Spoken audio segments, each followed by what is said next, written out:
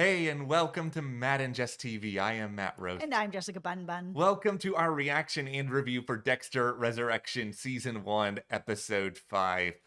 I don't want to just sound repetitive in these videos and come on here and be like, this episode's great. Now, this episode is great, but that's honestly how I feel. Like, I am loving everything they're giving me this season. Yeah, they're doing so much right, especially when it comes to original sin and finding a way to thread that in hmm as well. As we all know from the original Dexters, whenever it was like, oh, it's time for a flashback for Dexter, we're just going to take adult Dexter and put him in a wig. But with Original Sin, we were able to kind of get into a different actor, a different cast, or playing the same characters. Amazing. If you haven't seen it, it's absolutely incredible. I loved that they actually, when it was like, oh, we're going to do a flashback as Dexter's having this pretty emotional moment with Harrison and sort of explaining his past, that we actually flashed back to the spinoff. They flashed back to the spinoff. They gave us a lot of emotional grounding for Dexter and Harrison Yeah. because to me, the real fear I had entering this episode, after how episode 4, which was fantastic, how that ended was okay. If you're Harrison, why aren't you just going to try to kill Dexter again? Or why aren't you just going to try to push Dexter away for good? And we did see that the latter was Harrison's first reaction here. I don't want to really deal with you right now. I thought you were dead, but I think over the course of this episode, they really put a lot in motion so that these two listen to each other more. And that's without getting into everything with Mia, where, once again, for the second straight week, this show completely surprised me with the direction they decided to take with this. Absolutely. Okay, well, we have a lot to say about what happened there, what it could potentially mean, what's happening with these characters. But before we go any further in any of this, be sure to hit that subscribe button because, yeah, we have more Dexter reviews coming, but we're actually doing 3 videos on Resurrection a week. We also have previews, theories. We are having a great time talking with all of you about Dexter. And of course, we're in the midst of a very busy summer where we have coverage of Twisted Metal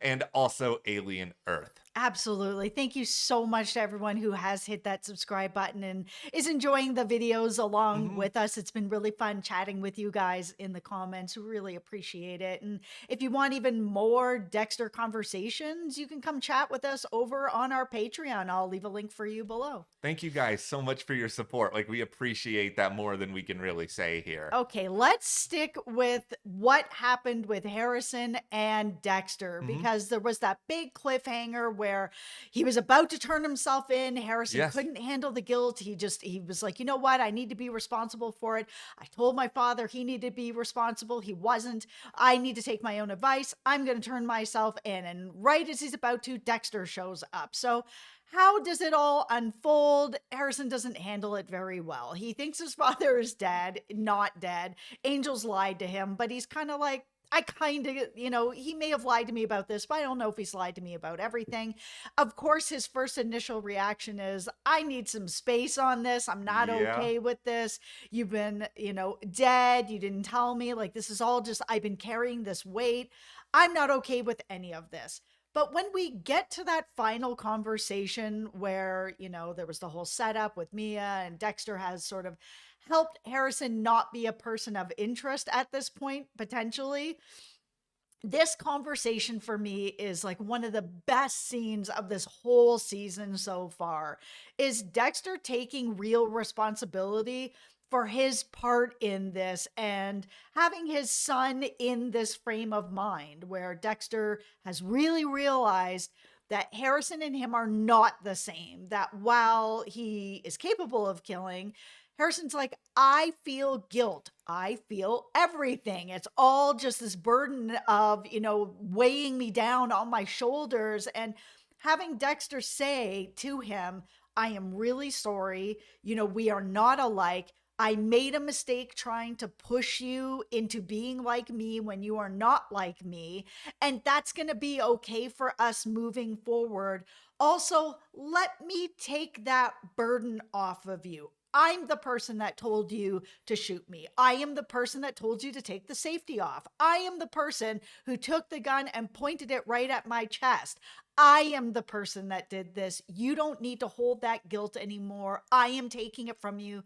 It is my responsibility. And you could just see as well, even with the Ryan situation, where he took the watch from him and said, also, let me carry this burden for you.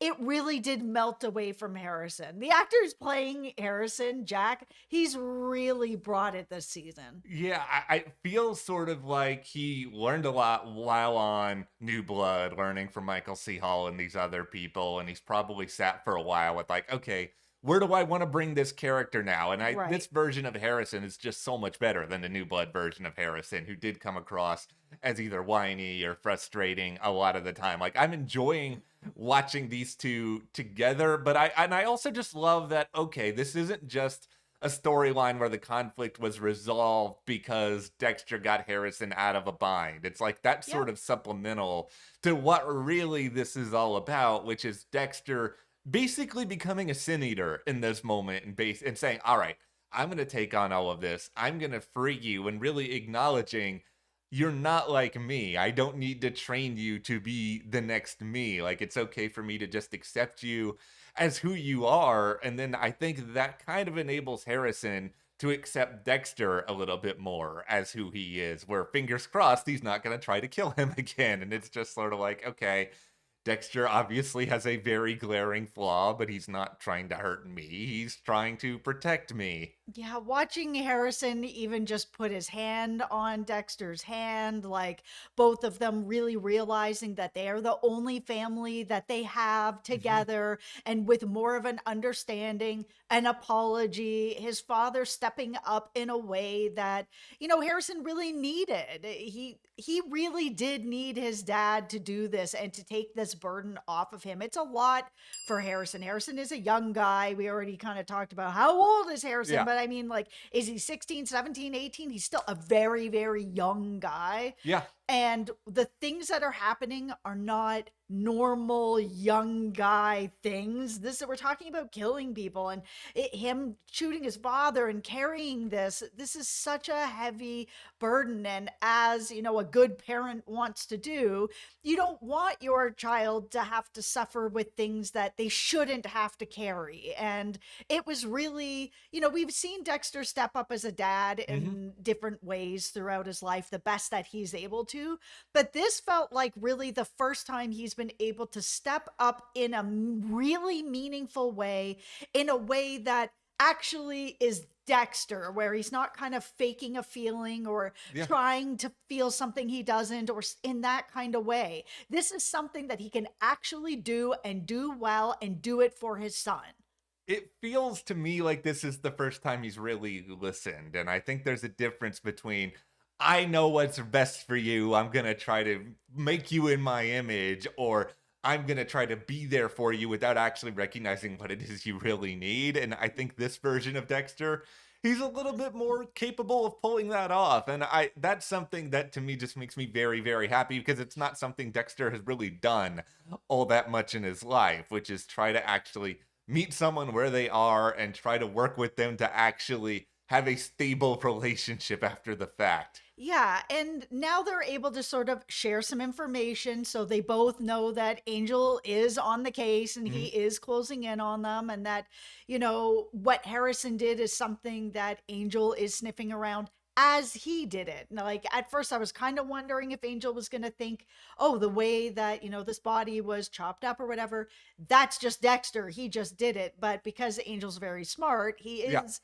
thinking outside the box, be like, okay, it could be Dexter, or Dexter could have trained his son, and that is what's happened here. And I did like that Harrison said that while, yeah, he didn't tell me the truth that you were alive or anything like that. That doesn't mean that everything he said is a lie. Yeah, and there's a lot of self-awareness to go around for a lot of these people at this point, and I think Yeah. that's what makes this show and the conflicts right now really interesting and exciting because in the wake of everything that happened here, like Harrison in theory can now be like, okay, I've patched things up with my dad. I can just focus on my job, but at the Yeah. same time, I think it's fair for us all to know things aren't going to quite go that easily or as smoothly. And I think this is where we can start to get into more of the Mia of it all and what that means when it comes to, okay, is Harrison really in the clear? Yeah, I mean, Dexter has taken the watch, taken the burden of the Ryan away from Harrison, and has now repurposed it Yeah. in a way to try to clear Harrison of being a person of interest in this, because Claudette has said, yeah, you're still a person of interest. So, just so you know, this is what is still happening. So, when the whole setup with Mia came in, and of course we'll get deeper into that, Dexter made sure to plant the watch there and have it be, okay, this is Lady Vengeance. She's after people who are assaulting women. So it makes sense then that Ryan's watch would be here with all these other people. Yeah, and in theory, this is a really good plan. Like it's something It that makes is. a lot of sense. Here is my concern. I've got okay, a tinfoil hat on here. Yes. Harrison still did what he did, and Lady Vengeance may have been responsible for a lot of people, but her not being responsible with this, her not having any sort of paper trail that connects her to the hotel that night, no evidence. I think Claudette's kind of willing to accept it because it's neatly packed together, but I still think this is all going to kind of nag at her.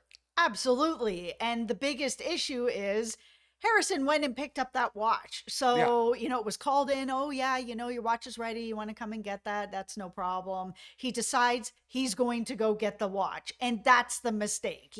There is going to be a paper trail that, oh, who signed this watch out? Harrison. Yeah, this is still not going to end well, so it's another mess Dexter is probably going to have to try to clean up a little bit Yeah. later. But now let's take a longer look here at everything with Dexter and our whole Lady Vengeance, Hmm. because first and foremost, Dexter wants to get a little bit closer to Mia, and eventually this leads to the two of them. They go bowling. I'm going to say something here about bowling. How is Mia as good as she is? Like, there is no information in this episode to suggest that she has been bowling for the better part of her life. I got somebody who, I'm not a good bowler, but I have somebody who bowled when I was a kid or whatever. The first game you ever bowl, you get like a two. You get gutters every single time. She is a prodigy. Listen, I've bowled with you before. I am truly terrible at bowling, but you're pretty decent. You're pretty good. You always win. I'm good now, but it was just I love the nostalgia of that scene. That's Yep. something that this show has always kind of put together, but it's also okay, we're going to put these two killers in an environment where in theory they shouldn't be able to talk about killing. So what else is there? Like that was a fascinating kind of dynamic to explore. Yeah, and because we sort of saw this coming with Dexter where he's really conflicted by this. Originally he was like, "Oh, there's a bunch of killers here killing innocent people. Yeah. Cool. I'm going to go there and wipe that out. I'll get myself back on the board, feeling good, taking care of, bad people doing bad things kind of thing," which we saw already with the tattoo collector. But then he runs into this problem, which is Mia, who seemingly has a code and is like, "Oh my goodness, this is somebody who's doing the same thing as me? Is this someone I can really connect with where they're only taking out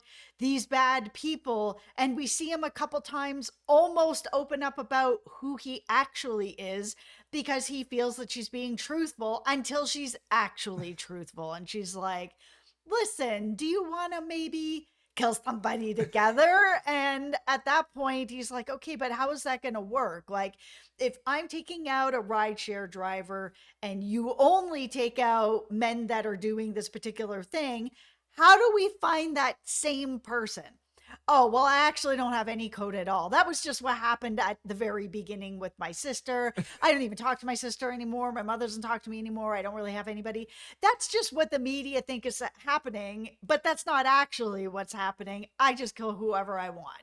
And then it all just falls apart with Dexter, where he's like, "Oh, okay, you're back on the table as the target." Yeah, I enjoyed how all of this played out because I think a lot of us suspected that, okay, Mia's probably not going to be long term for Dexter because he has a very specific way of doing things, but I didn't necessarily expect it to come out this fast that she's actually just killing people, to quote Walter White, because she likes it. And I didn't expect it at all. At all. I honestly thought, because we spoke about this before, that, the creators have kind of said that, yeah, we have these new people that are coming in. There's possibilities that maybe these killers might go on to other seasons or whatever. We've already lost Neil Patrick Harris. And now everything with Mia, it seems like Mia's just swept off to jail. I expected that they were going to maybe have her around so that she could be around another season as an ally, but now it looks like maybe she'll be around another season, but not an ally. Now she really gets to be Lady Vengeance, and that vengeance may be coming right after Dexter. Because I mean, there's a couple of questions I have after watching all this sort of stuff play out, where she's trying to get in on this joint kill with him. They're out on the street, and he keeps trying to find excuses for it not to happen. And eventually he just comes and says, I'm not really ready to let someone in on my process. And then eventually we know that he works to set her up and get her arrested. It just sort of feels like she has to suspect that there's something off with him in particular, because it's just like eventually everyone around Leon, it doesn't seem like they know about what happened to Lowell yet, but it feels like that's only a matter of time. So that's a part of the equation. And then it's going to be like, okay, another person who was at this dinner is now in prison. Something very, very weird is going on. And it's right after you were with Red that all of this goes down. Absolutely. I mean, Charlie,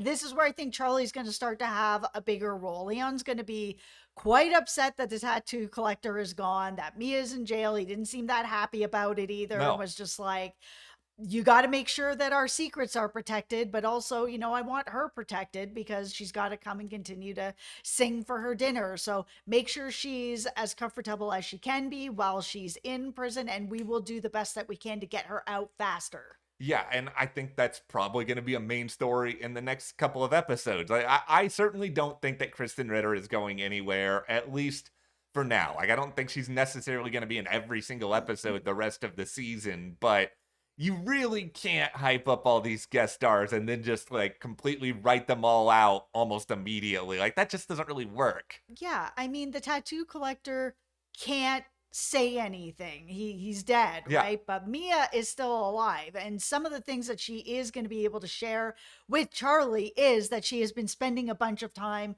with Dexter, and some of the things that they were talking about, and how, how it all went. She will give that information to Charlie to make sure that she does get out quicker. And I think this is really where Uma Thurman is going to end up shining, because with one dead, one in jail, Red's the new guy there. She'll get some information from Mia, probably, that she's just going to start looking into him. Okay, and with that, here's another tinfoil hat for everybody out there. It's just that Dexter, aka Red, told a little bit to Mia about being in Miami and growing up in Miami. Right. And so we've already had the background check reference this season already, right? So I feel like it's an easy way then for Charlie to look into this and be like, there's no records of Ronald being in Miami. It's just like, were you just lying to her for the sake of, I don't know, a date? Like something else going on here? Yeah.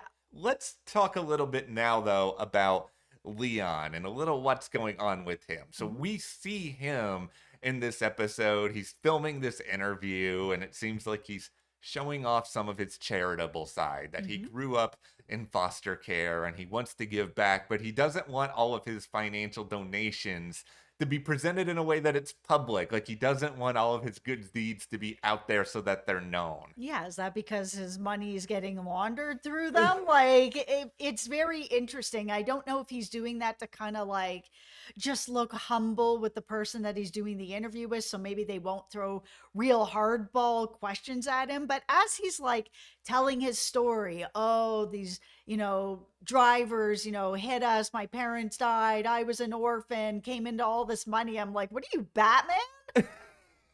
Kind of thought the same thing. Yeah. We have heard the Batman story. origin story. There's only been 200 of them. Let's go ahead and add another. But I think there is a little bit of, maybe it is Leon is embellishing his story a little bit. It's possible that he got some money from some very nefarious ways. I think there is the possibility that he's laundering money. I think there's also just the possibility here that he wants the smallest amount of information public about him possible. And if he's going to agree to do an interview, it has to be on certain conditions because I think he probably recognizes, okay, you know what? I am a public figure because of my fortune. Like, I can't hide from that. So I need to present something to people, but I only want to present so much because everything about him, including what he's doing and presenting himself to these killers, it's all very deliberate. It seems like he has a very particular plan where he just wants to be in control of everything at all times. Yeah, it was also kind of interesting. I don't know if this is going to end up coming into play later, that a portion of his charitable money is going back into the foster home for each new child that's going through that particular foster home and coming out of that foster home. It almost kind of gave me like Criminal Minds Evolution season 2, yeah, vibes, where it's just like all these kids that came out of this particular foster home are all going on to be like murderers and everything that was going on. I was like, is this kind of going somewhere, or is this just a tidbit about him? That's the thing. They're dropping a lot of tidbits that I think are making us sit back and go like, because that's one of them for sure. Also, what we said about what Dexter told Mia about his upbringing, but then also what we've sort of learned here about Leon raising money for the NYPD and Yep. for being supportive of police. This very much feels like a, hey guys, I've supported you. I've given you money, you That's know. right. Why are you looking so hard at this person? Mia Lapierre, she's just an innocent sommelier. Like, you got it all wrong. Absolutely. I think that that is going to come into play.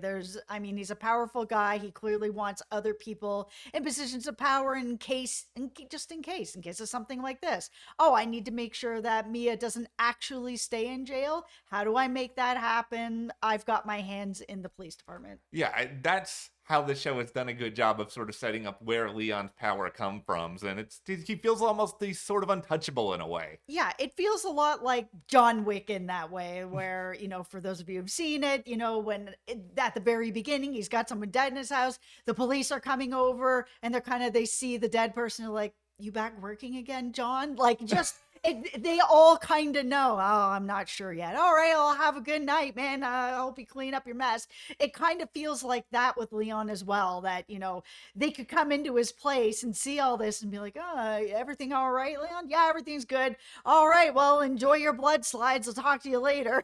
Well, what makes this interesting to me is just that because Leon's not technically a killer, it complicates Right. things in some ways when it comes to the code. I mean, he is still doing really bad things, and maybe that's justification enough. But also, if we think back to a lot of the other big bads on Dexter over time, there's very few of them that are coming from this spot where they have this much control when it comes to the police. They have other killers potentially on speed dial. Like even somebody like Miguel Prado, who was a public figure at Mhm. the same time, like his thirst for blood was kind of a Dexter creation. Like Leon's been here long before Dexter ever met him. Yeah, and Leon's not a killer. If what he is saying is true, he doesn't actually fit the code. Yeah, it makes it all a little bit messier, but I mean, at the same time, a little bit more interesting, right? Mhm. Like, I still feel like Leon's probably a one season foe. I just hope that we have more time because, I mean, we're basically at the halfway point here already. I just want to get to know this guy a lot more. Yeah, and he also feels like he is such a public figure. Yeah. Like Miguel, yes, a public figure, but not like this, where you're walking down, Broadway and here's this big picture of Leon. I mean, he's a billionaire, he's incredibly famous. If you actually kill him, that is definitely going to put a lot of pressure on whoever has done this. Yeah, for sure. You almost might have to get rid of everybody else tied to Leon before you do get rid of Leon because he's kind of the head of the snake in that way. Absolutely. And I mean, it seems like at this point, Dexter is working his way through the table. Yeah, it does. Okay, so there's a few other tidbits in this episode that I found